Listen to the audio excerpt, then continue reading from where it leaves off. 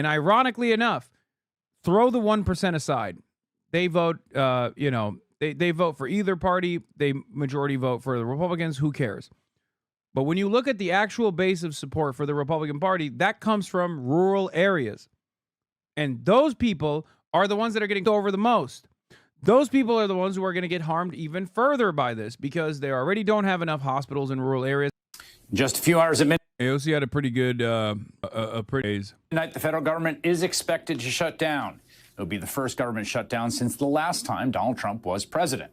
A new poll by NPR, PBS, and Marist shows that if the government does shut down tonight, which we fully expect, Americans would blame Republicans more than Democrats, with 38% of respondents blaming Republicans, 27% blaming Democrats, and 31% blaming both parties. Meanwhile, the president today said from the Oval Office that Democrats are to blame, warned that he would use a shutdown to his political advantage. A lot of good can come down from shutdowns. We can get rid of a lot of things that we didn't want, and they'd be Democrat things. Congresswoman Alexandria Ocasio-Cortez, a Democrat in New York. She's executive board member of the Congressional Progressive Caucus, and she joins me now. Congresswoman, it does look like we are headed towards a shutdown. What do you see as the Democratic strategy and message here for a government funding bill?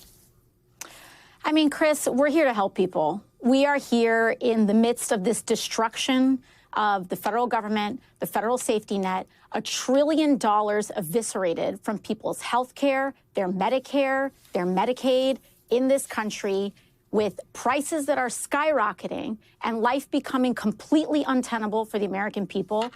We are here to try to be a backstop and to be that backstop, which is what the American people have elected us to do.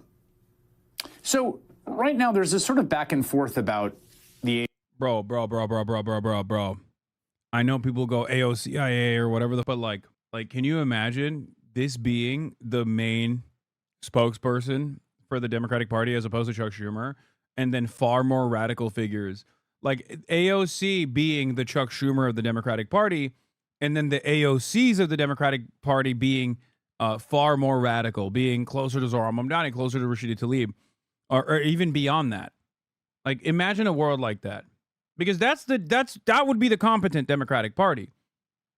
Okay? That would be the competent Democratic Party. That would be a real, true left flank party. Look at the way she's talking around this. Like, stop teasing me. I will never stop teasing you. Tax credits. And there's kind of a strange dynamic that I want to get your sense of, right? Because at one level, negotiating over the ACA tax credits is important. I mean, there are people who are going to see their premiums go up 15, 20%. Like, huge amounts are going to spike. Republicans don't like these extenders. Democrats do. They think it's good for people. But that's fully in the lane of, like, normal politics. And then at the same time, like, the president of the United States assembled 800 military commanders to say, I want you're going to have to go to war against your fellow citizens in American cities. And I think people are having a little bit of a hard time of, like, we're going to have a fight on the shutdown about the tax credits, but not about the president wants to declare war on Americans, even though I understand those two are conceptually distinct. Do you see what I'm saying? I see what you're saying, Chris, but, I think that's something. I mean, there's so much that the Democrats could wage war against the Republicans over. That's not a bad idea as well. That's not a bad idea to highlight as well. Like, there's so much. Doge cuts, tax cuts for the wealthy, and then trying to not add to the deficit as much by basically cutting $800 billion in healthcare, something that they're fighting for. Mass kidnappings taking place in every American city. ICE now having more power than they ever have had at any point since its inception in 2001 or 2001, right? What year did the Department of Homeland Security get invented? It was right after 9/11, right? 2002? People forget. They think ICE has been around. To really set the record straight here on, this is not a fight over tax credits. This is a fight over your ability to go to a pharmacy. What? Why is the left letting this happening? This is incredibly frustrating. Why is the left not pushing back? What are you talking about? We're literally watching a prominent Democrat push back. Do you mean, like, what? They are doing that. This is it. Why do you think the government shut down, chatter? That's the reason. We're watching it. Afford your insulin. We're not talking about just 15 or 20% increases in people's premiums. Tomorrow, healthcare companies, and today, healthcare companies are finalizing the premiums that everyday Americans are going to be paying. And we are talking about a doubling of monthly healthcare premiums, not even including your deductible, in terms of what people are going to be paying next year because of $1 trillion in Medicaid cuts that were put together earlier this year. And I don't know about anybody else, but I do not think that this is just about a tax break or a small tax extender. This is about fighting not just on tax breaks, community health centers, and ensuring that we have a stability of the American healthcare system. Yeah, it's about protecting rural hospitals. Like, rural hospitals overwhelmingly rely on Medicaid for funding. Nursing homes as well overwhelmingly rely on Medicaid for funding because Medicare coverage lapses beyond long-term care, nursing home care. You need Medicaid as well. And it's crazy to me that that's the base of support for MAGA.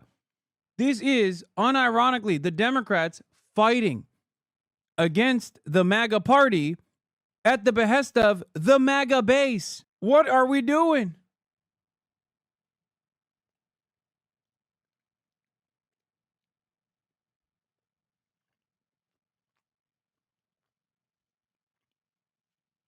That's what's so crazy about it. I don't know anyone who acts like you.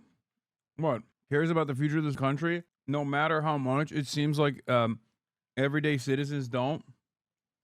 No matter how much everyday citizens act out against people like myself for caring about the future of this country, regardless of how hostile the average American is to my position. Okay, this is the last one. This is the Lokum Turkish Delight. Bro, everything that I had was bomb. Except for the hummus. The hummus was ass. And the arayas or the za'atar wasn't great either. But everything else was bomb. With chicken and rice, I already downed it. And when Republicans use a legislative mechanism to cut the American healthcare system, we have to use a legislative mechanism in order to restore it and to fight for it. Because at the end of the day, you know, people may talk about tax credits this and tax credits that. What they do understand is when you have insulin and you can't afford it. What they do understand is when your kid has chemotherapy or your spouse gets diagnosed with cancer and you go into a hospital and it doesn't get covered. And you have to choose life and death, what this is about. Now, that does not mean that we ignore the abhorrent violation of law and norms and what is happening with our U.S. cities, but we have a broad spectrum of ways and places that we can fight, including our governors, our attorney generals, and our state and municipal leaders, as you just saw. So I just want to make sure I understand this just from your perspective here. So, and I think this is generally the view of congressional leadership as well. You can correct me if I'm wrong. If there was bipartisan compromise, right? If everyone came together, the leaders of the parties, the president, and said, yes, these 5 things, we're going to make sure that these premium supports keep going. We're going to fund community health centers, whatever the sort of asks on appropriation around people's affordable health care. If those were met, Democrats would be a yes. Like, that is the box that this is happening in, as opposed to we can't fund a Department of Justice that prosecutes political enemies or whatever else might be out there. Well, let me tell you, Chris, the mechanism by which that deal is locked is not just about agreeing in concept on tax credits. We need to do it with no tricks, no games, and no backdoors, which includes rescissions. And when we talk about rescissions, that is the mechanism that the federal government is using to and destroy rule of law across the board. So we are fighting to ensure here is protected. Like I said, saying the MAGA base is going to be the ones most impacted by defunding healthcare is a bit disingenuous. No, a lot of the wealthy individuals in this country are MAGA because they voted for their capital. Saying this as the son of a retired self-made multimillionaire that is also the son of an immigrant, irony? No, because while there are more wealthy people that vote for the Republican Party as opposed to the Democratic Party, there are still a ton more poor people in this country than there are wealthy people in this country. And that means that the overwhelming majority of the base of support for both parties is always going to be poor people. And if you're living in a red state, you already have a lot of services that have been crippled by austerity. So you're already in a shittier position overall. If you live in a red state, if you live in a rural area, for example, especially important, rural areas already have a crisis with keeping their hospitals open. If you live in a rural area, you are far more likely to vote Republican. Okay? The real divide in this country oftentimes is not about like blue states versus red states. It's about rural areas versus urban environments. Okay? If you live in an urban area, you're more than likely to vote Democrat. If you live in a rural area, regardless of whichever state you're in, you're probably voting Republican. And ironically enough, throw the 1% aside. They vote, they vote for either party. They majority vote for the Republicans. Who cares? But when you look at the actual base of support for the Republican Party, that comes from rural areas. And those people are the ones that are getting over the most. Those people are the ones who are going to get harmed even further by this because they already don't have enough hospitals in rural areas and they're slated for closure. And those hospitals already rely on Medicaid to fund itself. Okay? So when they no longer have Medicaid, when rural Medicaid recipients no longer have that Medicaid, they can't go to the hospital and pay for their health care. Then that hospital has to go bankrupt and close. So this quite literally hurts Republicans in rural areas more than anybody else. And that is the base of support that is at the heart of the Republican Party's power. It's so crazy. It's ignorance that makes people vote against their best interests. It's a lack of faith in the opposition party. So I do still blame the Democrats for that make people vote against their best interests. It's racism that makes people vote against their best interests. There are a million different reasons. But right now, the Democrats, as it stands, are the only game in town that is actively trying to defend the MAGA base of support from the MAGA party. It doesn't matter. It doesn't matter what people's opinions are. It doesn't matter what people's politics are. That is the reality. The Republican Party has taken the initiative to hurt its own base. The Democrats are willing to throw bows and force a government to a shutdown in order to protect the MAGA Republicans living in rural areas right now. That is exactly what's going on. And it's obviously not just MAGA Republicans, it's obviously Democrats as well. It's just like the working class Americans. But make no mistake, there is a sad irony to the situation. Every admit that we do that also means that the only way that you guarantee that is by forcing them to adhere to the rule of law, which means eliminating the rescission loopholes that they put in the CR earlier this year, which the Senate unfortunately had caved on then, and we're ensuring that doesn't happen now. Yeah, the quick 10-second version for people that haven't followed this is that, you need 60 votes to get the filibuster to appropriate funds for the government, but they can pass a rescission, which is to claw back some of the money already agreed to by 50 votes. So they have this kind of like cake and eat it too model where it's like, oh yeah, we'll come together, we'll pass a bipartisan appropriations bill, and then when we've done that, then we'll go and get rid of the stuff we don't like, which just seems like an insane way to negotiate. It's no way to negotiate. And again, we don't even have to get into the technicalities of this. But what is important to understand is that the way that you honor an agreement and the way that we honor our fight for health care and to define and to also protect everyday Americans' ability to afford their health care, to cover their kids, to defend Medicaid. Those are the same mechanisms that we use to defend our rule of law, to defend the federal workers that we are trying to protect in this shutdown. Donald Trump is trying to play this bluffing game of, well, maybe what we're going to do is hold all the federal workforce hostage and fire everybody. Donald Trump has been fired. Something important to consider is that taking away 20% of ACA tax credits from someone can take 10x that person's insurance spending. Some people's subsidies cover enough that they pay $20 a month, but they would end up paying over $200 with reduced subsidy. That person isn't getting chemo because they died not knowing that they had cancer because they don't go to the doctor. It's just pure evil, man. I think paywalling healthcare is one of the most evil things that this administration has actively defended. And it's incredible to me that so many more Americans are not always mad about this shit. Firing everybody. We saw this with DOJ. We've seen this at the State Department. We've seen this at the Department of Justice. They are firing everybody. They are completely eliminating the federal workforce. And in order for us to stop this madness, we have to put a stop to it, and we have to stop enabling their abuse of power, including their use of rescissions. And when we're fighting on their health care, it forces them to act in ways in accordance with the law in other ways, too.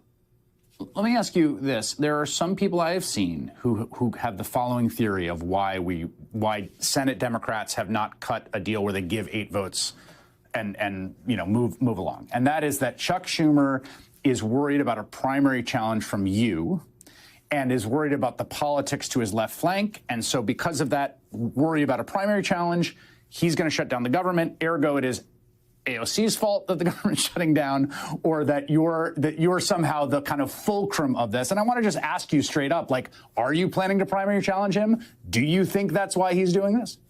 This is... By the way, that is true. Like, I hate to admit that the Republicans are right on that a little bit.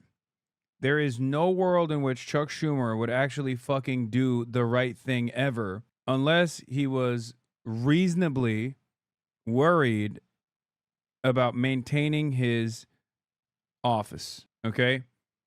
Everybody hates him, and I'm sure a part of that pressure does come from a much better alternative that will primary him into fucking oblivion. Okay? That's it. I mean, that's one part of it. That's one part of the pressure that's causing Chuck Schumer to finally fucking do any job, really. Do a job. Let's be real. I cannot believe that it took 9 months of people demanding he retire and an active primary threat from a much more nationally popular politician for Chuck Schumer to finally do the right thing for once. And before you say Chris Hayes is a dick for asking this question, I don't think so. I think it's a good question for AOC to answer, and I think her answer was pretty good. Like, her answer could have been more aggressive towards Chuck Schumer to be like, yeah, there is some truth to that. It's not me. I'm simply a way for people to voice their frustrations with the leadership of the party. You see the polls. 62% of Democrats want Hakeem Jeffries to be replaced as well. Obviously, we have a crisis of good leadership in the party. It's not a secret that I was undermined when I was running for head of oversight. Very obvious that this party needs fresh, new talent. There is a lot of demand. There's a lot of appetite for more radical and bold policy fighters. Okay, and the old guard has shown time and time again that they cannot meet the moment. If you were running for Chuck Schumer's seat, that's something you would say. And then you would turn around and say, however, now is not the time for primary conversations, and Chuck Schumer has my full confidence in this moment as long as he continues to stand strong against the Trump administration, because obviously that is what matters most. We want to make sure that Americans can continue receiving their health care. They're already suffering. Healthcare is already costly enough as it is, and we should be moving beyond this system. We should be moving beyond to a much more equitable system, one that exists in virtually every other country. Much poorer nations than ours have been able to build and design a socialized healthcare system. We can do it here as well. But in the interim, right now, Chuck Schumer and myself and every other Democrat that stands strong are there for the American population. We are doing this because we want the Republicans to give us assurances to save healthcare. So not about me in this moment. This is about people being able to insure their children. And I will say, because I saw some senators speculating about this, and I saw some Republican members of Congress saying, oh, well, if we have this shutdown, it's because of AOC. Well, if that's the case, my office is open, and you are free to walk in and negotiate with me directly. Because what I'm not going to do is tolerate... Okay, Chris. Inappropriate. You're just snorting into the microphone. God damn. Is this how you guys feel when I speak with my mouth full? You can't even say, oh, Sean Hannity doesn't burp into the mic anymore. At least with Chris Hayes, you can hear him sniffling into the microphone. Okay. 4 million uninsured Americans because Donald Trump decided one day that he wants to just make sure that kids are dying because they don't have access to insurance. That's what's not going to happen. And so if those senators think that we're having a shutdown because of me, they're free to enter my office and negotiate, because what we're not going to do is allow all of millions of people in this country to not be able to afford their insulin and their chemotherapy. So come strike a deal with me if that's what they really think is going on. I know he was laughing. There is, over the last week, it seems a lot of people, and I include myself among them, feel like a sort of rising sense of alarm about the aggressiveness of the sort of authoritarian aspirations of this government, essentially firing a U.S. attorney to replace him with a patsy who will indict a political enemy. The continued threat of using the military on American citizens, the ordering the troops to Portland and then backing up because it was 5-year-old B-roll. I don't know. Do you feel the same way over this last week or two? Are there conversations in your caucus about what this last week has meant? I think there's two things that are happening at once, and this is something that's very important for people to understand. One, there absolutely is an unprecedented abuse of power, destruction of norms, erosion of our government and our democracy in order to prop up an authoritarian style of governance. That is happening. However, they are weaker than they look. And it is important that we remember that, because what they rely on is the impression of power, the perception of inevitability, in us giving up in advance to say, oh, what's going to happen if I stand up, et cetera. Nothing's going to happen. They rely on that perception of inevitability and power so that people comply in advance and acquiesce in advance and give up in advance. And at the end of the day, Donald Trump is at record levels of unpopularity in his tenure. The Republican House is at record levels of unpopularity. They are underwater across the board, and they know it. She stole your whole flow, dog. Dog, why do you think I fucking speak? Why do you think I say these things? I say these things so you repeat them. I hope that politicians will repeat them as well. The fuck do you mean? It's free ball, baby. It's free money. I know. I don't think she got this from myself. I'm sure she also arrived at the same conclusions on her own. And that is causing them to double down in public, but it is backfiring. That is why, whether it's a shutdown, whether it's all of this, they want us to blink first. And we have too much to save. Protecting people is too important a task for us to give up before anything even starts. So they may want to send people in, but these National Guardsmen do not want to be turned against their fellow Americans. We're seeing this here in Washington, D.C. It is an insult. Donald Trump is insulting the service members of this country by putting them on these silly tasks that they themselves do not want to be enforcing. And so we have to understand that standing up matters, that our voice matters, to not give in to this cynicism, because that is what they rely on in order to perpetuate this idea that they are that they have total immunity from consequence. They will experience the consequences of this, but we have to be the consequence, which is why we have to stand tall right now alongside everyday Americans who want us to be standing up right now as well. Final question for you is about a ruling that came from FBI director cut ties with the ADL. I know I'm going to get to it in a second. a federal district judge. By the way, that was a great speech. Obviously, it'd be rather silly of me to say that that's a bad speech, considering it's one that I have delivered as well in the past. But it's great. Who's been on the bench for decades and who was appointed by Ronald Reagan. It's in the case of Ramesa Oztark and a few other individuals whose alleged that their free speech, First Amendment rights as protected by the Constitution, were violated by ICE grabbing them because of things they said or wrote. And one of the things he gets to is the masking of ICE agents, which is something that we've seen in New York City, here in Chicago and around.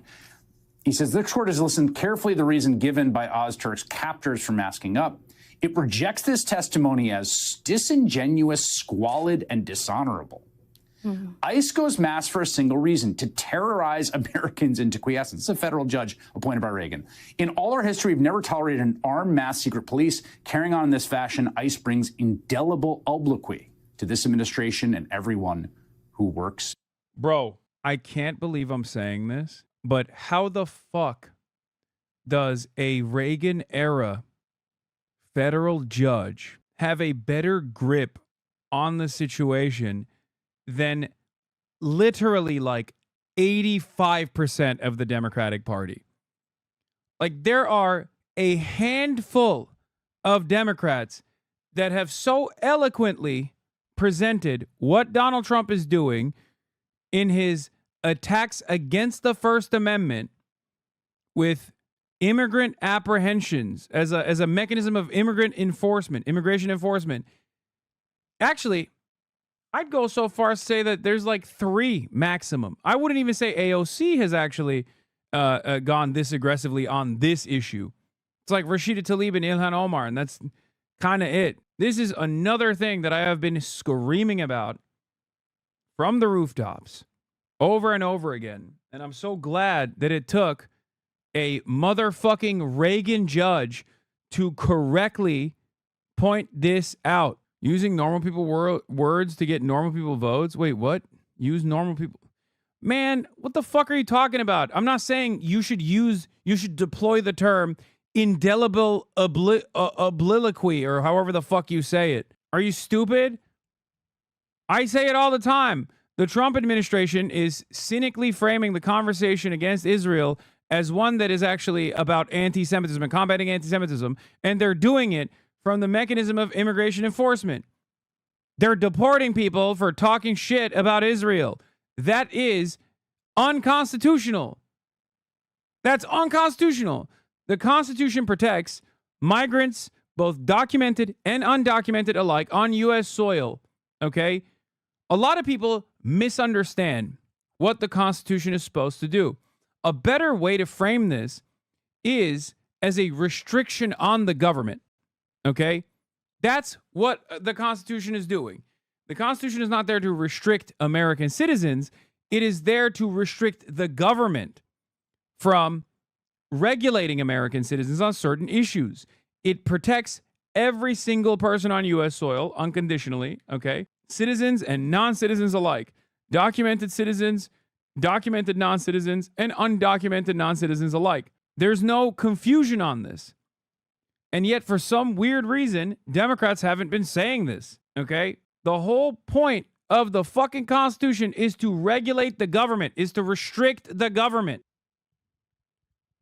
And the Trump administration, as I correctly pointed to early on, even before he actually became president, was going to open up the door to eroding First Amendment protections by starting immigrants that they thought were more vulnerable because people wouldn't defend them.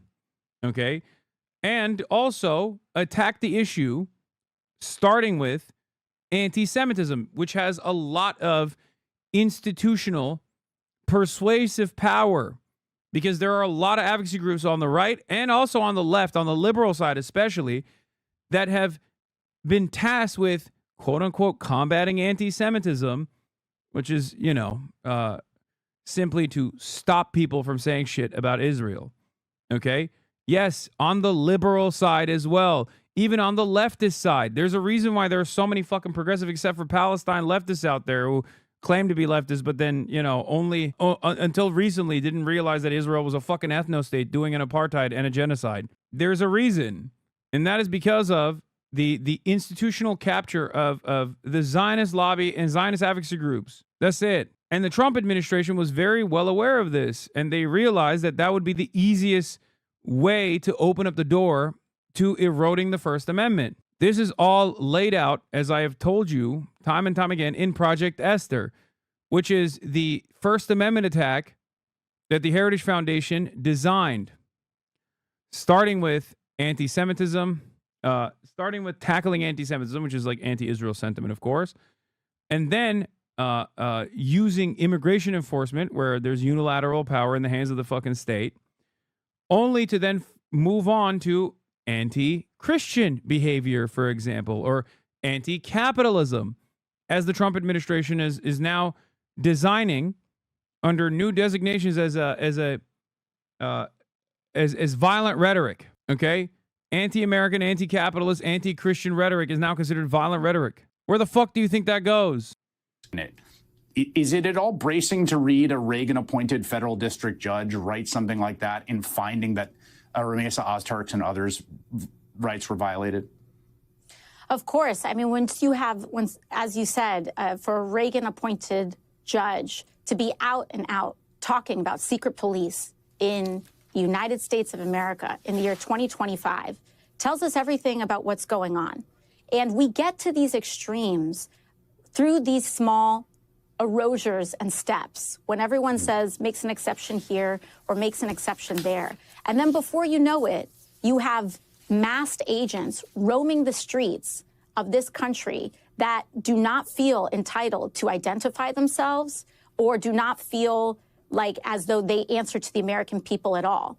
That is dangerous. And it is not without saying, it does not go without saying that the people that they went after first are some of the most vulnerable activists in the United States, which is to say pro-Palestinian organizers and young people, especially those who are on green cards or on visas. Yeah. And the idea that we would allow our freedom of speech to be violated and create exceptions to that for people who are advocating for the lives of Palestinians, it erodes at the very core of American identity, too, because this is a land of the free, but only as long as we defend it and make it so.